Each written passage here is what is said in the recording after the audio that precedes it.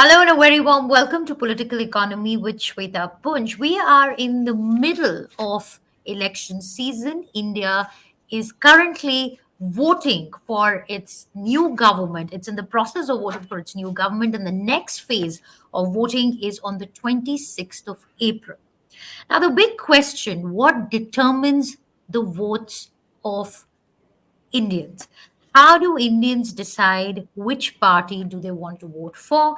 There has been enough debate and discussion around whether it's the economic issues that dominate the minds of voters, or is it issues like caste, religion, and so on. Well, expectedly, political rhetoric around elections is reaching a new crescendo every day. But like always, we will get you the facts, we will get you complete analysis, which is based on numbers, on data. Now, to understand how India votes, I have with me today a veteran psophologist, Dr. Surjit Bhalla, an economist who has just recently written this book, How We Vote. And we're delighted to have Dr. Bhalla with us. Dr. Bhalla, thank you so much for joining us, and congratulations for completing this book in record time. Uh, you mentioned that you worked on it for about 4 to 5 months. It's very rich in data, and you have you put down, I think, your over 4 decades of experience in analyzing elections right here in this book. So I would recommend anybody who's interested in understanding India's political landscape, India's economic landscape, should read this book. It's full of insights, Dr. Bhalla. The title of your book, How We Vote, is very intriguing because as I said, that it is one of those questions which really does not have, there is no one right answer to that question. So I want to begin by asking you, in this book you talk about the challenge of narratives. And at the moment, as an economic journalist, there's one clear challenge that I face as a reporter, and I can imagine what a challenge it must be for people to really get a true sense of what's happening with the Indian economy. You'll see corporate balance sheets, and you'll see an optimistic picture of the Indian economy. You speak with global experts, and they'll say this is India's moment, and then you'll have a survey that'll point out that, okay, all is not well, and there's certain areas of economy that are under stress. Whether it's poverty reduction data, there's controversy around that. Whether it's growth data, there's controversy around that. Since when did data become so controversial? And why is it that the Indian voter is being pulled into multiple directions and into multiple narratives? Why is it so difficult for us to get an accurate sense of what's happening in the Indian economy? Well, I think for journalists and for experts, it's difficult to get an accurate sense. I don't think for the voter, and that's what we find, it is at all difficult to know what is going on. Um, they have experienced whatever it is that they think affects their voting behavior. And in Hmm. this regard, I cite President Clinton in his campaign in 1992, and that's the Hmm. last line in the book as well. Is the economy stupid? Right. Now, to really dissect, basically, what do you think? I'm using it as a generic view. What makes us vote for one person or one party or another? Now, Sure. it has to do with how we feel Hmm. that person or that party will help my individual welfare. So, Hmm. obviously, I'm concerned with everybody else's welfare. But the number one concern, I mean, this was written up by Adam Smith, that Hmm. the number one concern is what have you done for me lately, or how has my income, expenditure, welfare changed over Hmm. the last 5 years, let's say the preceding election period. So that's number one. Hmm. Number two is what is going on in the mind of the voter Yeah. is how will the opposition, if they came to power, how they will affect my welfare. So Hmm. everything is geared towards my welfare. It's not being selfish. It's not Sure. being not caring for other people. This is Hmm. human behavior, human psychology. You Hmm. want to have that person in power. That is, now welfare includes many, can include many aspects, and does Hmm. include many aspects. But the dominant aspect is economic. So Hmm. the dominant utility is economic. So I want to vote for the Hmm. person who will most improve my economic well-being. And there have been surveys done on happiness index and so on and so forth, and all of them find that it's highly correlated with your income. So So is this unique to India, Dr. Bhalla, not voting at on the all. economy Yeah, across? one thing I would say, and I started writing back in the 80s on Hmm. that Indians in particular, but maybe it's also near universal, think they're Hmm. unique. And I Hmm. always point out, scratch yourself and there'll Hmm. be red blood. And there are Hmm. 7.5 billion people in the world with red blood. So it Hmm. is, nothing is unique to India. Everything is the same no matter where you are. At least that's the overarching principle through Hmm. which an economist and I analyze events, etc. Then there are special So cases and so forth. So that So, brings, so you've gone through the Nehru years, you've done an analysis on the Vajpayee years as well. So if the question is on the economy, and that's what the voters are voting on, what happened in the 2004 election, the India Shining campaign? Where was the disconnect there? okay. The look, I think that was one of the elections we got wrong, but so it's important to point out to the voters or to the audience that based on just how well you've done in your income, how GDP has grown, that a Hmm. simple metric, did GDP per capita grow by more than 3.25%? Hmm. You vote for the incumbent. And if it's less than 3.25%, you vote against the incumbent. Now Hmm. that's about the simplest metric. Now 3.25% per capita in the olden days used to be 5 plus percent GDP growth, right? Because the Hmm. population growth was 2%.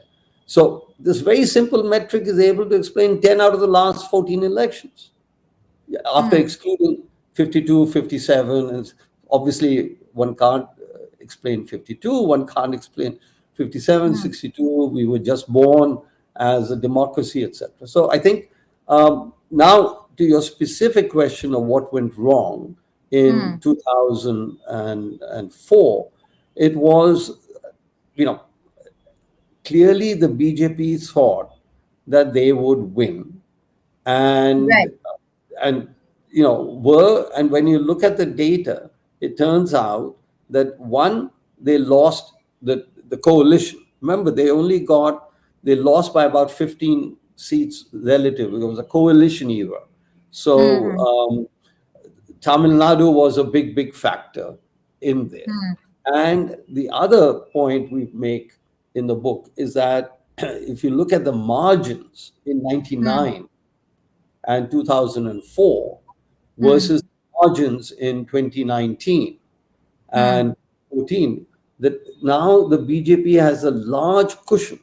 So I've seen this argument being made. Look, the BJP lost in 2004. They thought they were going to win.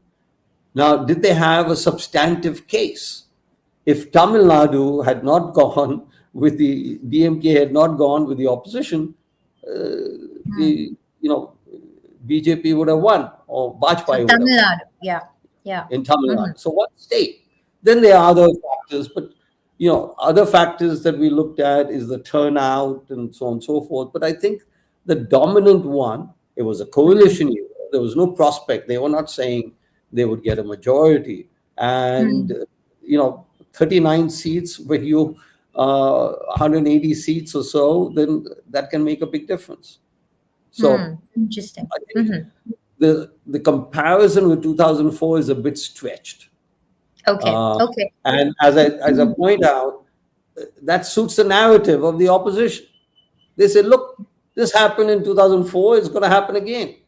Now, what is the evidence if you Sure. compare? So I want to come back to the point of a feeling of well-being, which the personal feeling of that I'm taken care of, I have the right opportunities, and so on. So anecdotally, when you speak to people, when you speak to young people, you get a sense that so there are two narratives emerging from there. One is a lot of young people are very, very, influenced by this whole idea of be job creators and so on. In fact, I was in a conversation with Sanjay Ji of CSDS, and he said the same thing. He said that while employment is a concern, this whole narrative of becoming a job creator is finding a lot of resonance amongst Indians, young Indians.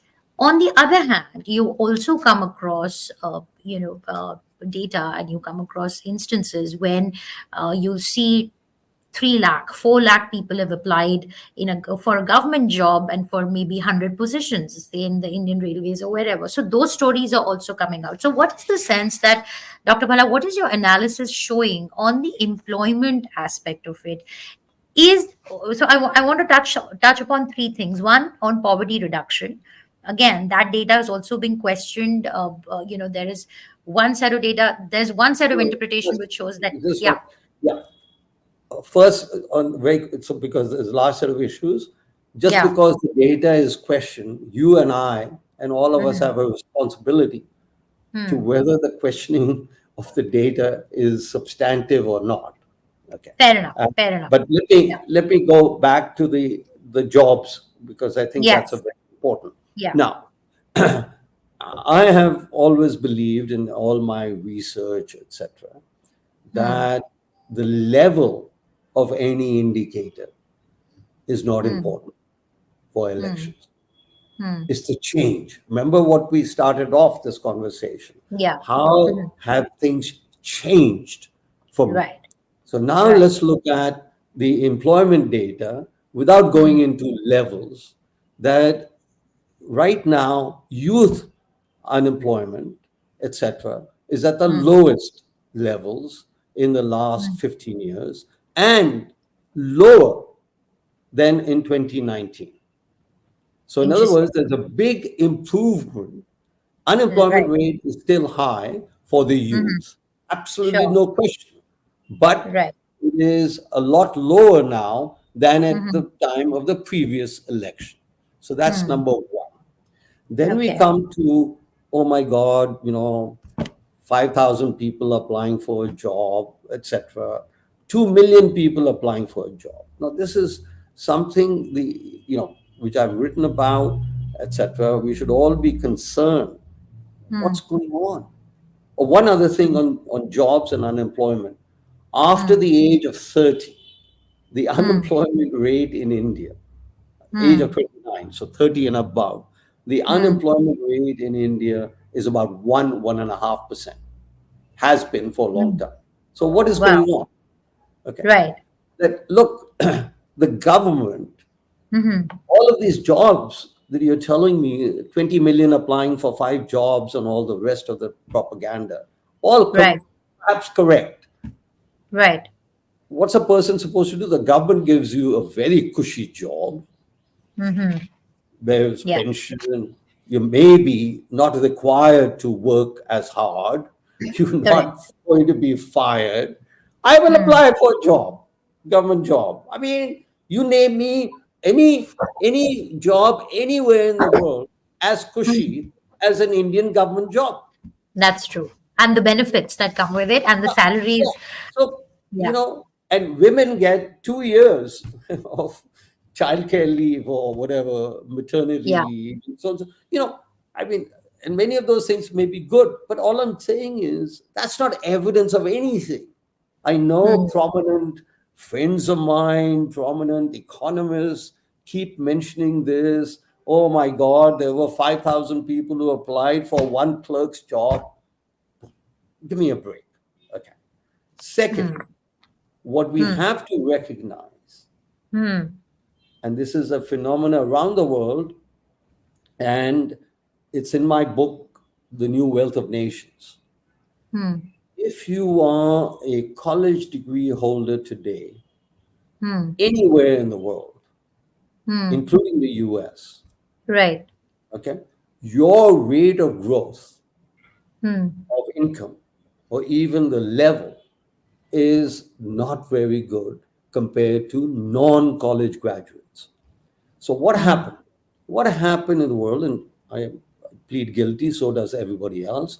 We all believed, and correctly so, that education was the path to success. We Hmm. I've benefited a lot from education, etc. College education, I'm talking about, not just. So we all said, and around the world, the World Bank went, and the IMF, and everybody, go ahead, go forth and educate, and not just educate, basic college. So there Hmm. is a huge surplus. I'll give you one statistic which is there in my book in 2017, The New Wealth of Nations. In 1993, Hmm. the total amount of college graduates in the Hmm. Western world was Hmm. about per year was 50 million. The Okay. total amount of college graduates, new Hmm. flow, Hmm. in 1993 was also 50 million in the rest of the world. Hmm. Today, the Western world has gone from 50 million per year to 60 million per year. The rest of the Hmm. world has gone from 50 million to 300 million per year. So, and this is before we add Zoom and everything else, that you can be sitting anywhere in the world, hiring whoever is there anywhere in the world. So I feel bad for the young generation, okay, around the Hmm. world.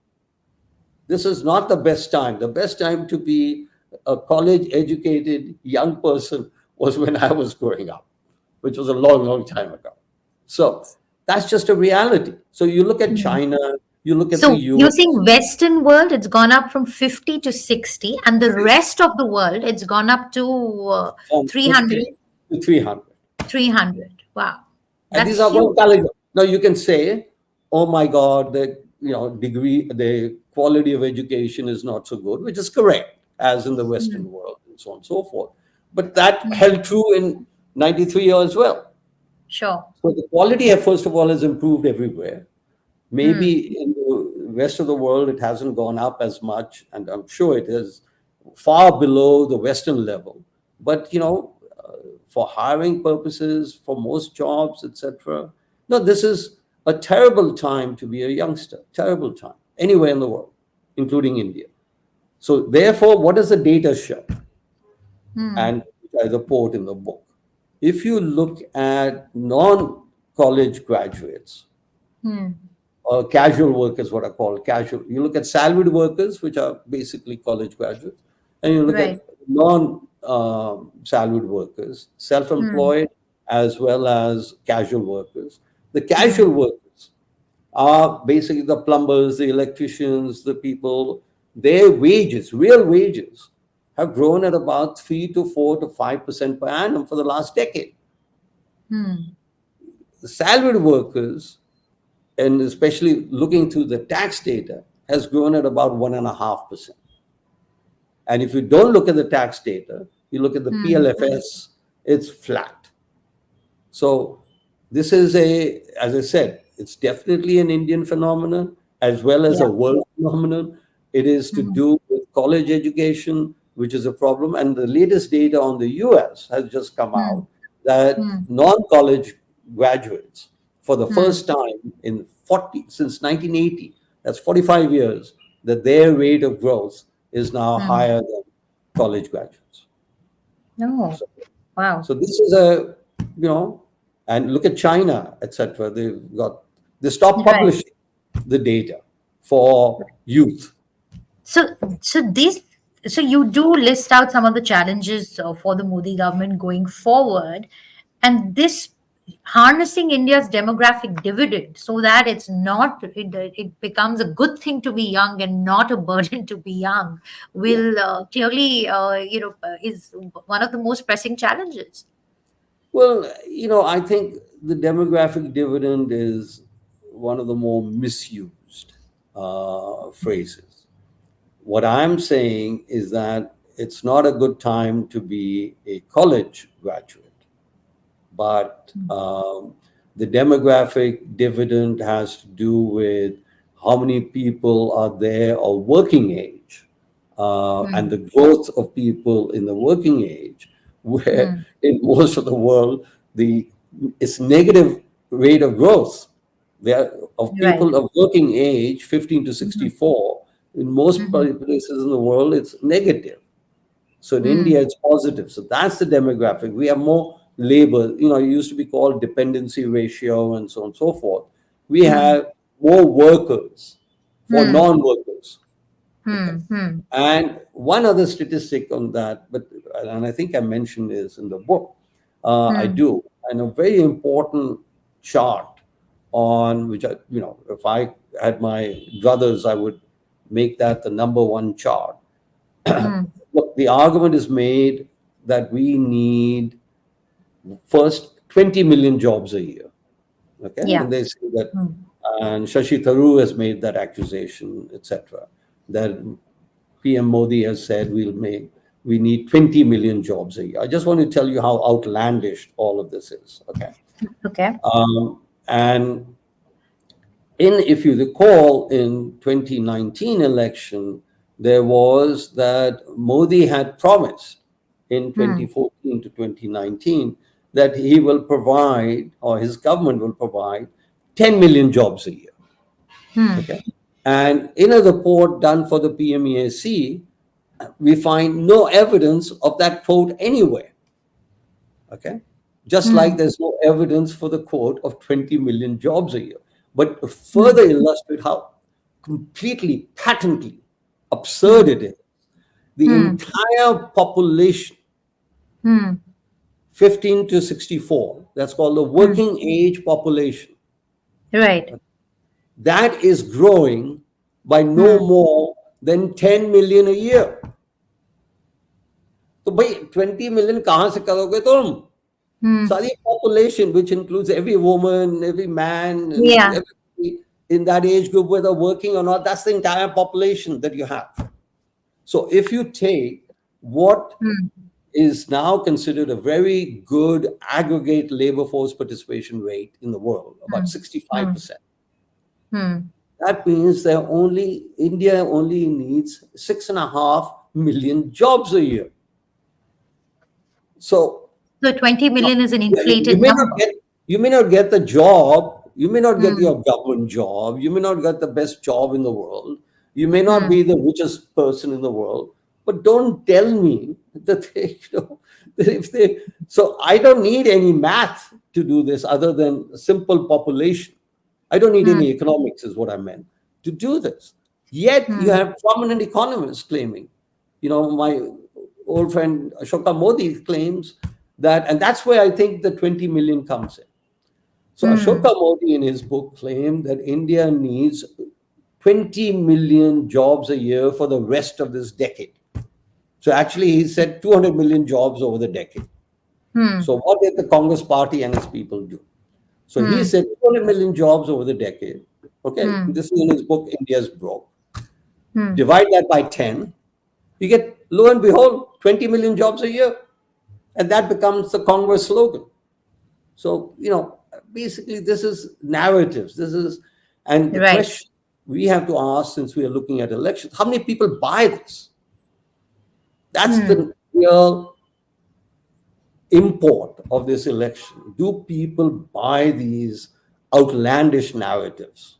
Hmm. Uh, Now, So talking about outlandish narratives, in the last few weeks, we've heard a whole host of such narratives that are emerging on the direction that the Indian economy needs to take. We had Mr. Rahul Gandhi talk about a caste census. The slogan "Jitni Abadi Utna Hak" is something that he's been saying since his Padyatra 2 years ago, that started from Kanyakumari, to talking about wealth redistribution, to Mr. Sam Petroda talking about bringing in an inheritance tax as ways of bridging the inequality gap in India.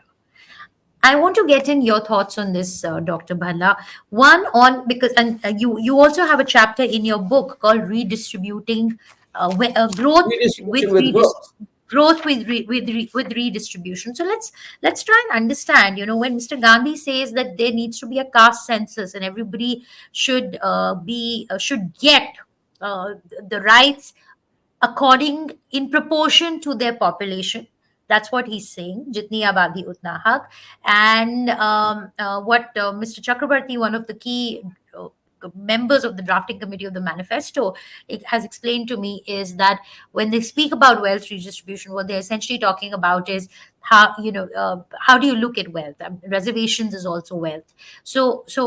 And that's already happening. Wealth redistribution is already happening. So just to try and get a sense of how are you viewing this narrative that's emerging, and what does it really imply for India?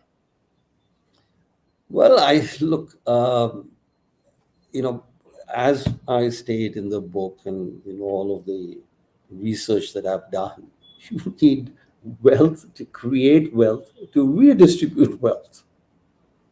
So let's take the Congress.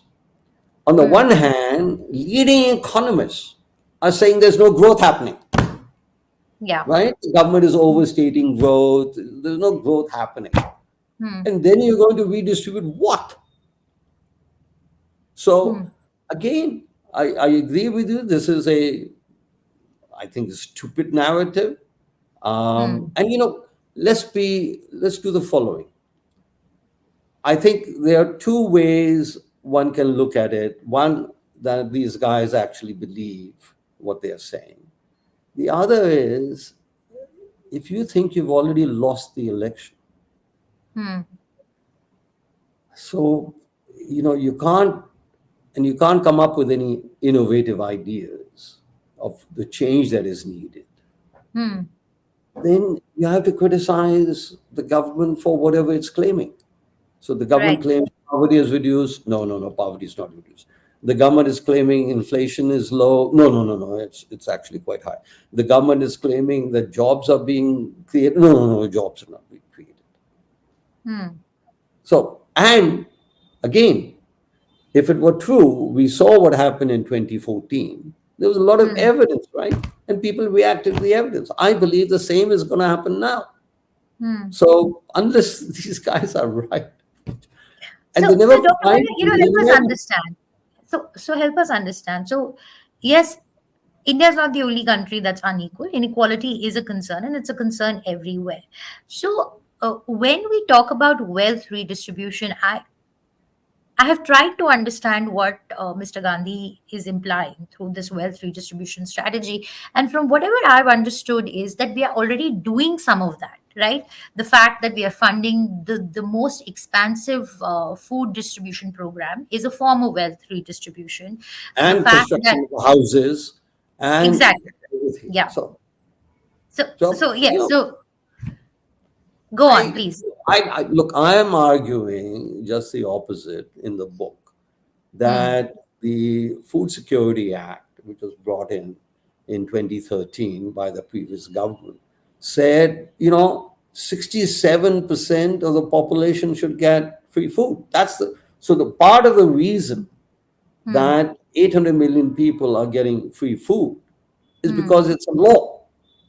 Right, It's a right, law.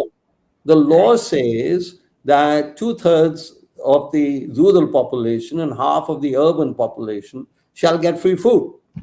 I mean, previously it used to be 1, 2 rupees, so it's basically the same, right?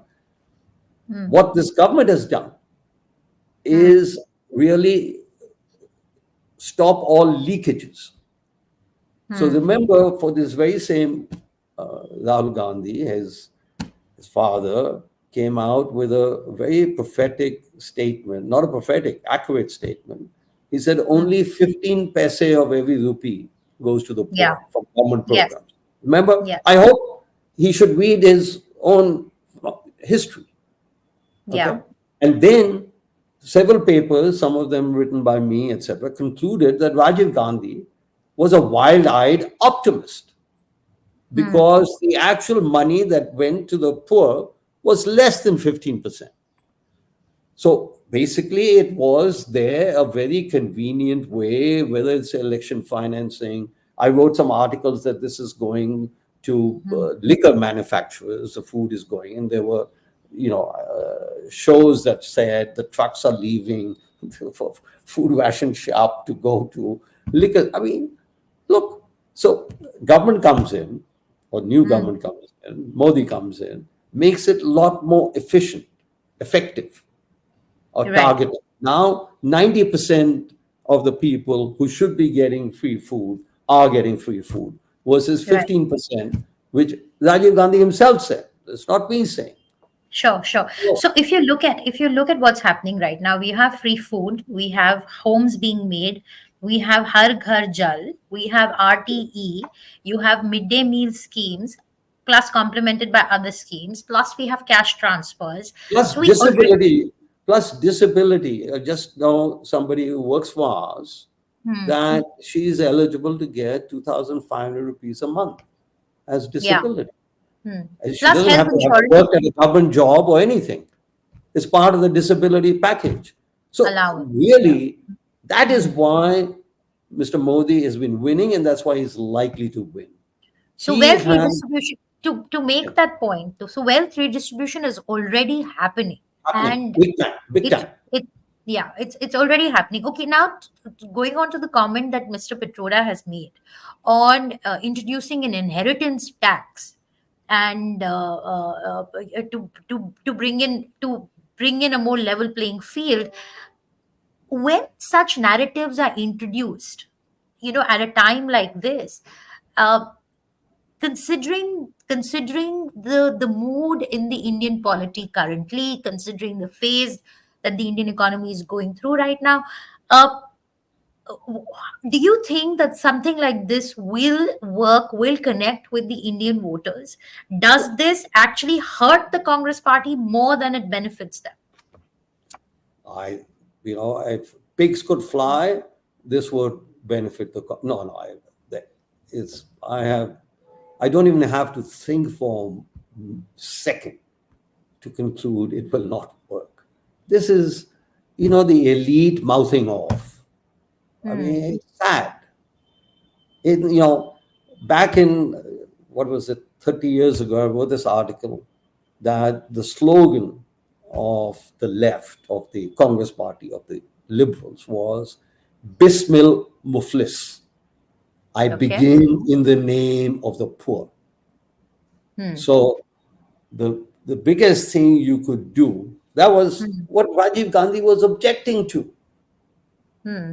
that Right. you begin in the name of the poor. Same thing Hmm. here with the, you tell me the difference between what Rajiv Gandhi said, that the government was Hmm. actually misdoing or Hmm. badly doing, and what Mr. Petroda and Rahul Gandhi are saying today, or the manifesto. I mean, what Hmm. is this? So then these guys now making a forecast. Then these guys wonder why people don't vote for them. Hmm. So, in your sense, this whole caste census narrative, it's not getting traction with the voters. India has moved on from that Again, narrative. that's again the data narrative. If you look at the Bihar caste census, Hmm. right?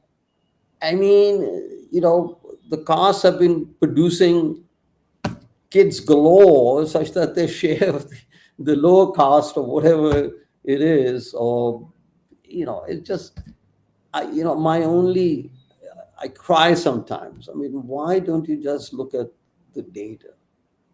And we do discuss the caste census in here. I mean, Hmm. it's the worst idea to do a caste census. And there's Hmm. good reason why we haven't done it since 1931. There was a caste census done in 2011, Hmm. done by this very same opposition. Have you seen any of that being published? How do they explain? Why don't they first publish that data? which they Hmm. commissioned, which came under them. So Hmm. now suddenly they wake up one day and say, okay, we need a caste census. And, and what argument is this? The US has this, therefore we should have it. I mean, Hmm. what is the basis for this? So just Hmm. because the US has it, the US has various things that we Right. don't want. So, yeah. Okay. Okay. Let's go over your assessments that you make, your projections for the BJP. You have said that if the BJP vote share increases by 5%, then it would likely win 334 seats, and with a Hmm. 7% increase, 347 seats. That's what you're projecting. Yeah. So I stay by that. Look, the it's not an idle forecast. I mean, Right. both Abhinav and I worked quite extensively at it. And I think Hmm. a key variable to understand in there is how did we get it? And we explain it. That if you look at the state elections over the preceding, so from 2019 to 2024, and you look at for 2014 to 2019, and so on and so forth, the state elections, what the incumbent party gets, Hmm. are a good predictor of what will Hmm. happen in the national election.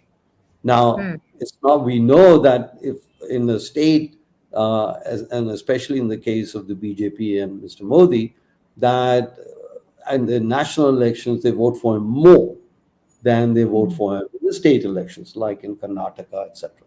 So I'll just give you, I went on a trip to to Karnataka, and in April, and what we found out, we interviewed various people. This is part of this election.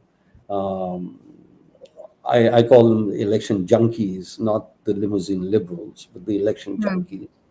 And so it was clear that they would vote for Congress. And everybody who said they would vote for Congress, so Hmm.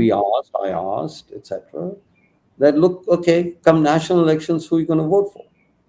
Hmm. And 8 out of 10, at a minimum, said they'll vote for Mr. Modi. They did not mention BJP. They'll said they vote for Mr. Modi. So I So is think that happening? That's happened that the BJP is now Mr. Modi. There is the Mr. Modi has become this all-powerful, all-consuming political it's not figure, I think it's a mistake to say all powerful, all popular. Yes, all-popular. Mhm. yes. That they identify with him, and it's we go back to where we started. You know, people have benefited. Poor people. I'm not talking upper class people like Sam So, Patola or you or me or whatever, right? I mean, mhm. people, they've seen their lives change in a positive direction enormously, such that they never saw it before. Look, explain to me the following: sanitation is a Yeah, very important component of yes. health, let alone welfare. Hmm. What did we do from 1948, 47 to 2014? Upper Hmm. class people couldn't care less that there was no sanitation in the rural areas. There's a Hmm. whole story about open defecation Hmm. causing diseases, causing nutritional loss, and so on and so forth. We didn't care about it. Have you seen a single Yes. single demonstration for 60 years? Hmm. They didn't talk about it. And the same Hmm. people are going to come and talk about wealth redistribution. I mean, get real. So I think one of the post the elections, I will say political parties should get real. You know, Hmm. go and smell whatever it is, and I think it's a really big tragedy that every other country went and did two things. They Hmm. went and did sanitation, and they Hmm. went and did agricultural reforms. Yeah. Okay. 91, we Hmm. have path-breaking reforms in India, changed Hmm. India's history, absolutely. Sure. Hmm. But what did they do on agriculture? Made it worse. Hmm. They reformed further agriculture in 91 onwards. Okay, this Hmm. whole MSP and etc. etc. We can go Hmm. into detail. Then comes in 2019-20, Hmm. in the manifesto, Congress manifesto, Hmm. they have that agriculture needs reforms. Maybe they read my article or somebody else's articles. They asked for farm laws to be changed in Right. their manifesto. Hmm. Then the Punjab government, Aminder Singh, commissions Montek Singh Ahluwalia to write a whole Hmm. report on Hmm. what should be done about the farm sector.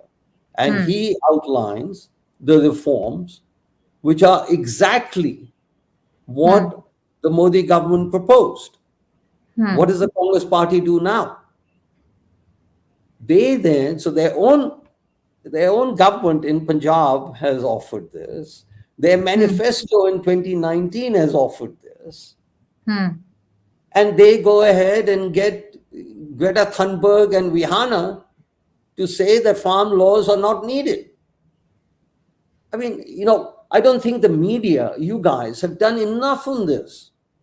How can Hmm. that happen? And now the same guys are saying we need wealth redistribution. I mean, how does this happen? And then Hmm. they worry that they are not getting votes. I mean, So I do want to, bring get your thoughts in on affirmative action, which the Congress Party is promising in its manifesto, and they say that is one form of wealth redistribution, reservations, according to your caste breakup, gender, and so on. In your analysis, do you find that issues like reservation still hold some sort of resonance with the Indian voter? look, I think I remember another article of mine where, which was done 6, 7, 8 years ago or something, that according that reservations will end, and I completely disagreed with the policy of reservations. I've always been for affirmative action. There's a big difference between reservations and affirmative action. So I said this will only end when everybody is reserved. Every child, every sex, every religion, every caste, there is a reservation for them. Okay. And we are practically there. Hmm. So, in Tamil Nadu, it's 60%. Okay. If you add in university admissions, IIT admissions, etc., if you Yeah. add all the reservations, it's up to 65, 70%. This is, not healthy. Hmm. And I think the next big move in my hope is the next big move in India should be um, de-reservations and moving Leaders. towards towards affirmative action. Affirmative action is needed. That's redistribution. Right.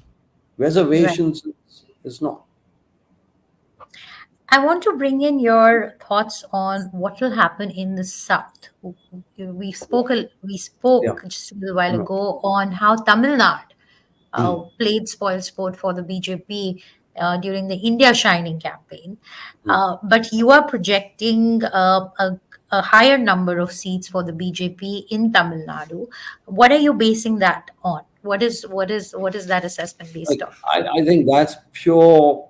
Look, as I mentioned it there weren't state elections in recently, but I think if ever there is a election on emotion, it Hmm. was Tamil Nadu now.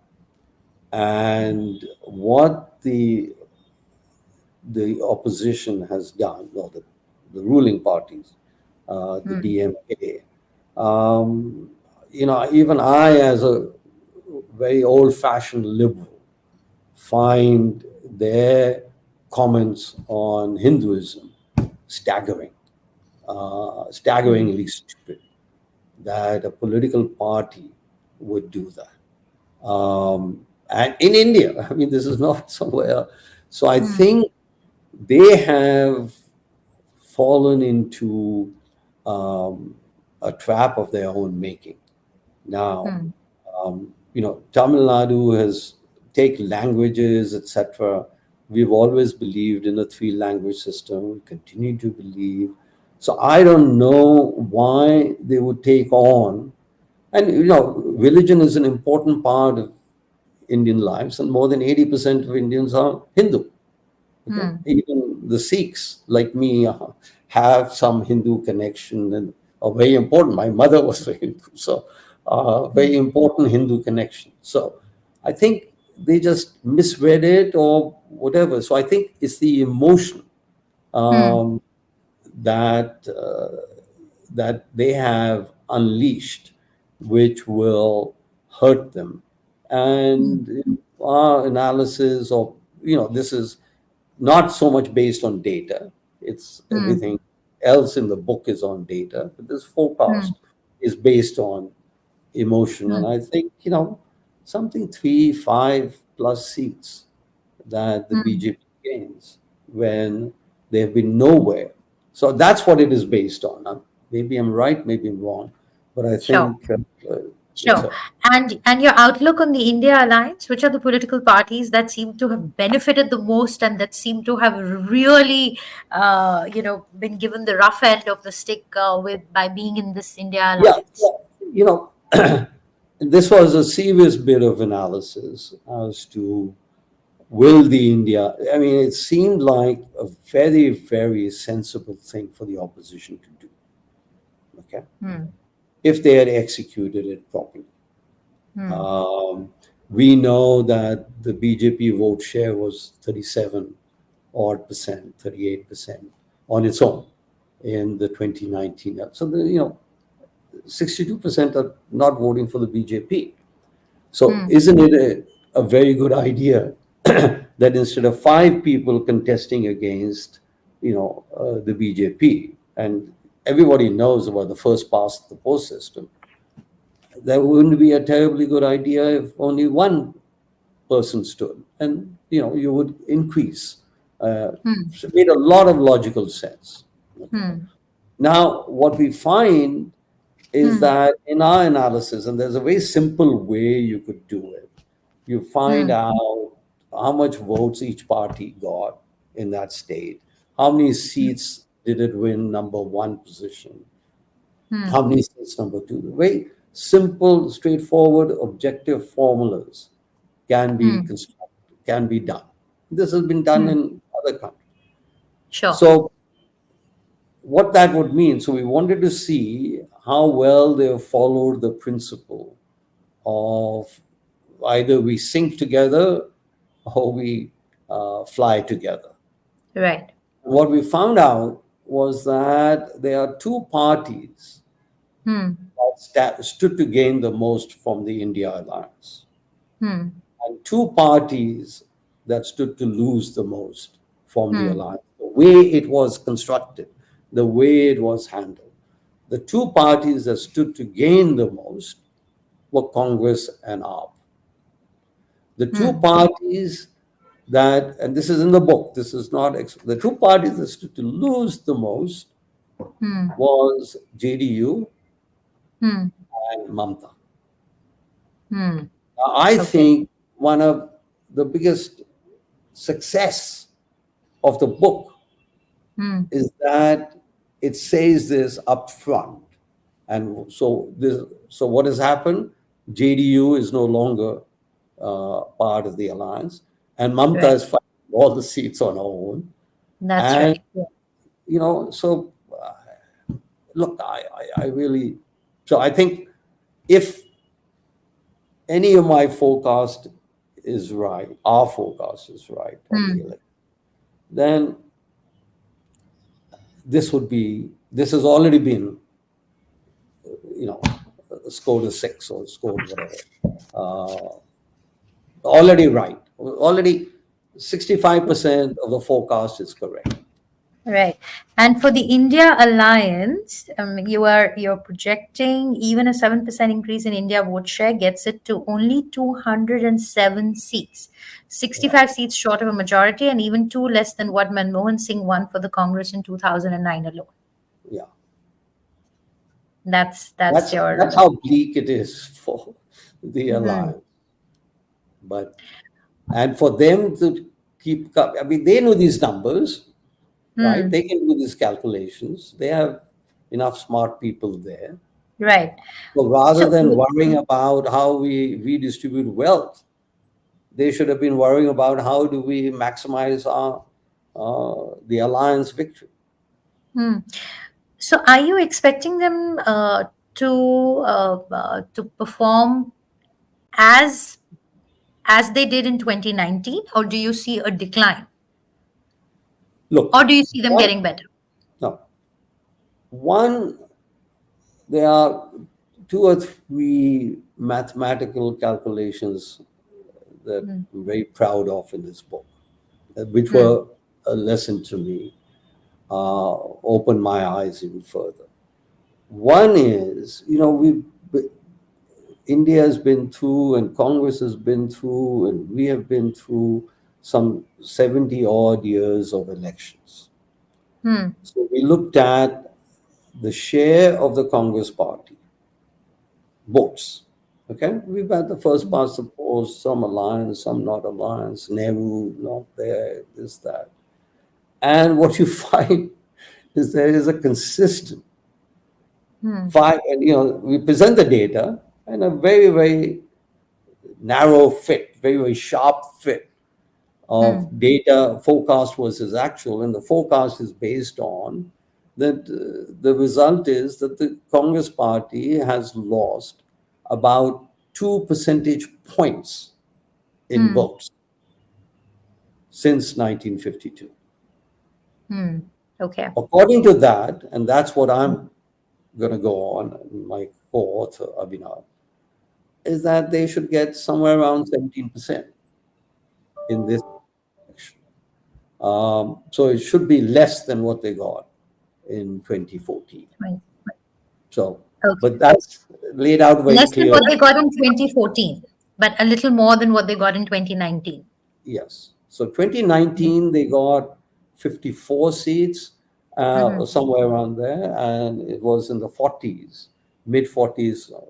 I forget the exact number, In but they should 2014. get less than, according to the vote share, they should get Hmm. less than what they got in 2014, the Hmm. Congress, on All its own. right. Hath ka All chal. right. All right. Thank you so much, Dr. Bhalla, for a very thorough analysis on the issues that are dominating the minds of the voters. As I mentioned earlier, Dr. Bhalla is in one of India's foremost psephologists who's also traveled across the country. Like he mentioned, he'd gone to Karnataka during Karnataka polls. So not only does he use data, but he also uses on ground conversations to come to an analysis that seems very, very credible. Of course, we will only know whether Dr. Bhalla's predictions or projections of 334 seats or 347 seats for the BJP alone come true, and how the Congress Party, whether the Congress Party will be able to increase its vote share, increase its number of seats, if at all. Thank you so much, Dr. Bhalla, for that analysis. We wish we'll of course wait. We'll all have the results in the first week of June. So until then, we can our until then we can only rely on data and analysis. And one of the key takeaways from this conversation is that the Indian voter has evolved from caste and religion and is clearly voting on how his or her life has become better, and that's a very important takeaway that has come out. So just quoting Dr. Bhalla, it comes down to the economy. He says it's the economy stupid, and that is what the Indian voter is voting on this election season of 2024. Thanks so much, Dr. Bhalla, for joining us on Money Control. Of course, we'll Yeah. keep tracking all the big policies and politics and economics that are shaping India right here on this podcast, Political Economy with Shweta Punj. Thanks so much for watching and thanks so much for listening in. Thank you. Thank you very much.